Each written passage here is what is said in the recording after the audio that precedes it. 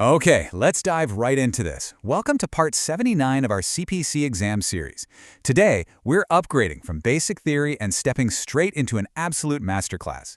We're transitioning from just reading EM rules to actually solving complex, real-world case dissections under 2026 exam conditions. So grab your detective hats because we're cracking some seriously high-yield scenarios today. But before we open these case files, I need you to do something absolutely crucial. Make sure to like, share, and subscribe to Decode Healthcare with Harshal. Locking in that subscription ensures you don't miss a single part of this 100-part masterclass series. Here is our agenda for today. 1. EM Masterclass Overview. 2. Time versus MDM Strategy. 3. The 2 out of 3 Rule. 4. ED and Consult Exam Traps. 5. Prolonged Services Threshold Calculation. And 6.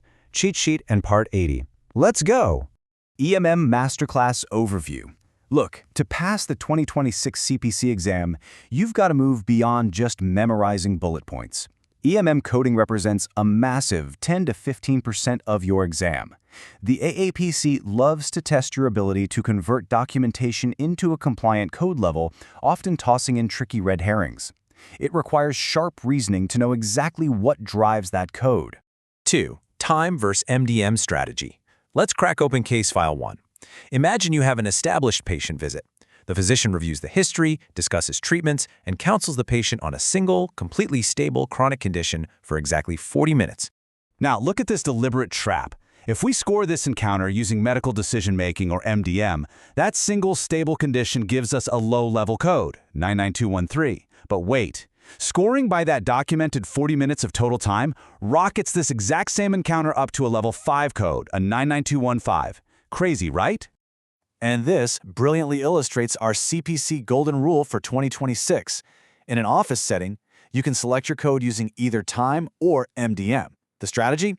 Always choose the compliant method that accurately reflects the documented service and yields the highest valid code. Here, follow the time path and secure that 99215.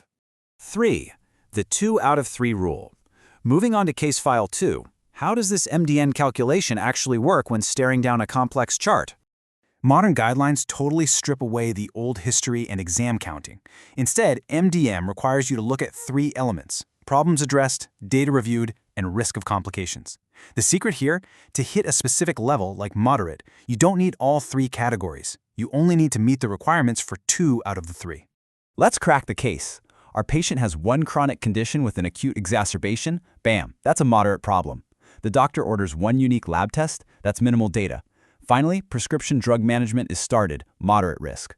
We have a moderate problem and moderate risk. Those 2 easily outweigh the minimal data, landing us firmly at a moderate MDM, giving us a 99204 or 99214.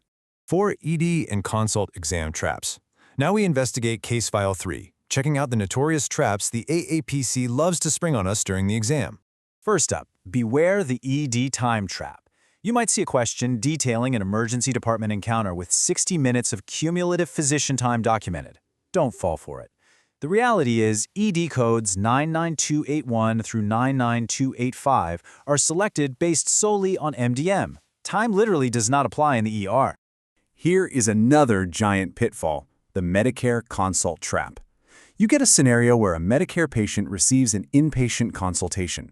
Your instinct might be to grab those 99252 to 99255 consult codes. Actually, scratch that. Medicare generally rejects those codes entirely. The correct action is to crosswalk that inpatient consult directly to the initial hospital care codes, 99221 through 99223. 5. Prolonged Services Threshold Calculation. Let's move to our final case, case file 4, and tackle the frankly confusing math of choosing prolonged services add-on codes. Anchor yourself to this primary piece of evidence. Our scenario is an established office visit, with exactly 60 total minutes spent on the date of the encounter. Let's break the calculation down step by step. Step 1. The highest base code, 99215, has a maximum threshold covering up to 54 minutes. Step 2, take our 60 total minutes, subtract 54, which leaves a remainder of 6 minutes. Step 3, here's the catch. To build the add-on code 99417, you absolutely must hit a full 15-minute increment beyond that threshold. 6 minutes fails that minimum, so report only the base 99215, no add-on code. 6. Cheat sheet in Part 80. Awesome job, we've successfully cracked all 4 cases.